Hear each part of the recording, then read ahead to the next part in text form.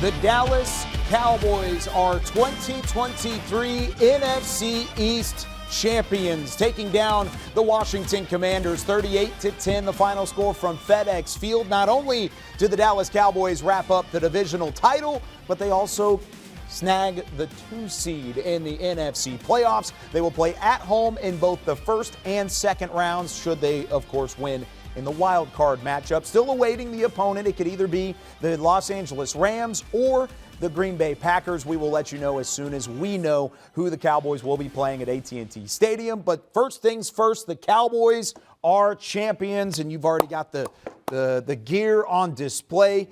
They did their job. They got the job done. It was a little rocky early on, but they settled in and they took care of business. Yeah, without a doubt. I mean, this team did exactly what they were supposed to do. Go up to Washington and lock up that number 2 seed. You know, was it perfect? No, by no stretch of the imagination. That first half, Washington was able to move the ball in this defense through the air. And then offensively for the Cowboys, you don't want to see any turnover. And then you look at the kicking unit, which was perfect throughout the entire season. You get one block and you missed one. So it wasn't perfect, but that's what makes this coach and this team, to me, that good, because they're able to make those second half adjustments. Offensively, Dak Prescott goes out there in the second half, throws 3 of his 4 touchdowns out there.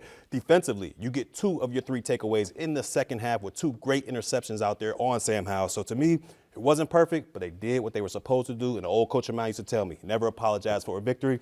It's on to the postseason. No apologies here. I didn't need it to be perfect. We needed 2 check boxes, right, coming out of this game. You needed to win the ball game, and you needed to come out healthy.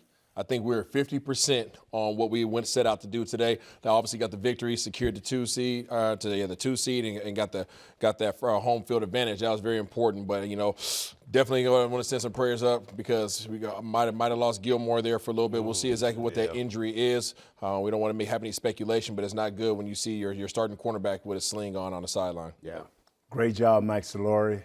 Left guard, T.J. Bass. Right guard, Huffman, a little burly, mean type guy. Oh, yeah. Only 2 penalties today for 20 yards. You stopped the rush, held them down to 2.750 yards. Rush, we got 31. Just some things that I wanted to see, and we time of possession.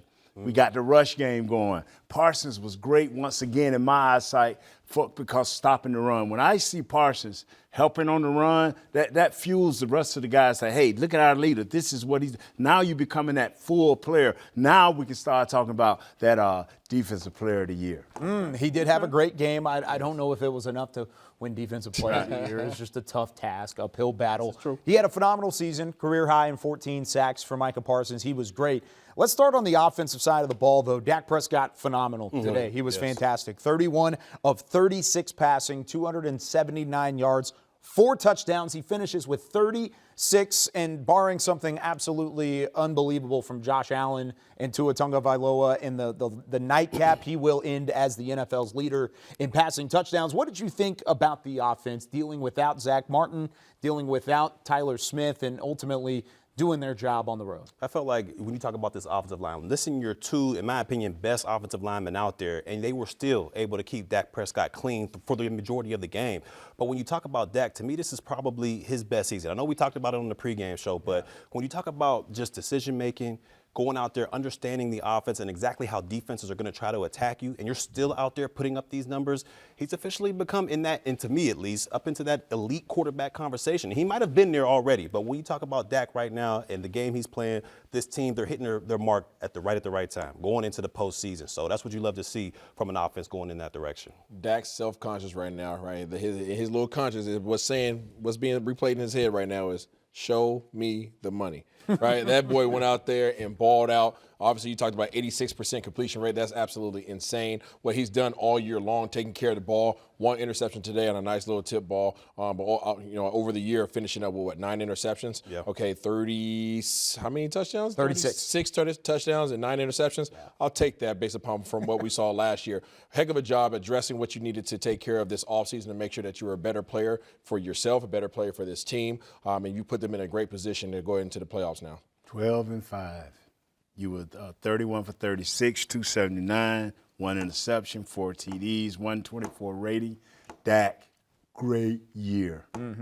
Yeah, 36 touchdowns, just 9 interceptions. That's a 4-to-1 touchdown ratio. That's what he had today. And we were just talking about how he had a phenomenal game. That's a phenomenal season from Dak Prescott. We have a final from Santa Clara, California. The Los Angeles Rams hold on to beat the San Francisco 49ers 21-20. So that sets up the entire NFC playoff picture. It is set. Number 1 seed, San Francisco, that doesn't change things. They finish up at 12-5. Then it's the Dallas Cowboys at 12-5 as well. They will face the Green Bay Packers at AT&T Stadium in the wild card round. So that is the matchup set, the 2 seed and the 7 seed. Cowboys, Packers coming up at AT&T Stadium. Lions will face the Los Angeles Rams, and then the Tampa Bay Buccaneers, who wrapped up the NFC South today. They will face the Philadelphia Eagles, who got absolutely annihilated by the New York Giants. Let's talk about this matchup real quick. Okay. Cowboys, Packers. Man, it's a matchup. I know you've played in a couple of them. Are you sweating a little bit? Yeah, it's just boiling inside me right now just thinking about it. Yeah? Man. Oh, my goodness. What do you see out of the matchup that you've seen? This is a new matchup this year. You haven't seen the Packers since Aaron Rodgers was at quarterback. Yeah, to me, this is a matchup I didn't want to see for the Cowboys in the first round because I believe Green Bay matches up pretty good with the Cowboys when you talk about it. They have the corners on the outside to be able to match up with a CeeDee Lamb, with the Cooks on the outside, and offensively, they struggle with big athletic quarterbacks with strong arms, and that's exactly what Jordan Love is. And he has a slew of receivers out there that can get the job done as well. So to me, this is going to be a heck of a matchup. I'm going to go with the Cowboys because I believe in Mike McCarthy and what Dak presents to this team. But this is going to be a heck of a matchup. It's going to be a battle for 60 minutes. I disagree, Barry. I like this matchup. This is the team that I wanted to play. Green Bay is unproven. Jordan Love has been playing well, but he doesn't know who he is truly. This is going to be his first time in the playoffs, trying to prove to himself and this organization and this team exactly the type of player that he is. And he has to do so against a front seven that is going to be after him. Okay, so I look forward to seeing that. This running game, Green Bay is used to having a running game and a passing game. Right now, they pretty much just have a passing game. That's what they've been leaning on this year. When you look at the stat line for their running backs this year, they only have 600 yards from A.J. Dillon, and you have 500 yards from Aaron Jones. Those are not stats that you're used to seeing from those guys. You're used to seeing that being substantially higher. So their running game is not a threat to you right now. That has been the weakness of the Dallas defense. So if you take away the biggest threat for Dallas' defense, which is the running attack, because Green Bay doesn't possess that right now, regardless of their personnel, they're not executing on the ground. So what do they have to do? They have to throw it. That's exactly the situation that you want a team coming in here and you're playing at the crib. Let's go ahead and get that plus 12 turnover margin that you have at home and turn this thing up. I don't care whether it's the Rams, the Seahawks, the Green Bay. You come into the house. That's invincible. We haven't lost here. We ain't going to lose here. It's 2 games we looking at. Cowboys, let's rock and roll. It don't, nothing against you. Nothing against you. This ain't happening, bro. It's in the house. We at the house. We going to eat at the house. And we've had a debate all week long, Isaiah and I specifically, about who you would rather not see in the first round. I think Dallas beats any of the wild card opponents. They're that good of a team. However, if we had to pick and choose, you would have chosen to avoid Seattle. I would have chosen to avoid the Los Angeles Rams. So we both win. Hey, we both win this one, buddy. We get to play the Packers. It's not a done deal, though. That's the thing, is it's the playoffs. This is now a time where you got to get it right. Every play matters, and we've seen the Cowboys win some games where every play matters, and we've seen them lose some games where every play matters. What's your confidence level going into the postseason based off of where this team is today? Oh, I'm at a 9 when you talk about confidence in the Dallas Cowboys. I mean, from what we've seen from them offensively, defensively, I loved what I saw today against the Commanders, especially that rushing defense, holding them to 50 yards rushing and then getting after the quarterback, getting 4 sacks. If that defensive line can do that, there's no quarterback that stands a chance against this Dallas defense. But they got to show up each and every game. I feel good. I feel real good. The way that this playoff picture has really panned out, the teams that you're going to potentially face, how you get to play at home, at least for the first game, and if you win that game, then you get another game at home. Listen, it's a 4-game streak. That's what you need. 4-game streak. It doesn't matter what you've done. It doesn't matter what you feel like you can do. It's all about what you do over those 4 games. If anybody knows, it's this man right here, Nate Newton. I only had 1 ring, okay? And I was with the Giants, and we caught fire, and it went, right? We had a 4-game stretch where we caught on fire. That's all that you needed. It doesn't matter what your regular season record is. All bets are off now. It is 0-0. You need to come out 4-0.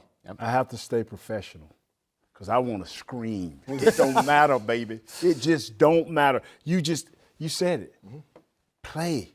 Coach McCarthy, you are good at what you do when it comes to this type of situation. Let it flow, man. Let it flow. Yes, and the big thing about getting the win today, you avoid San Francisco until at least the NFC Championship game.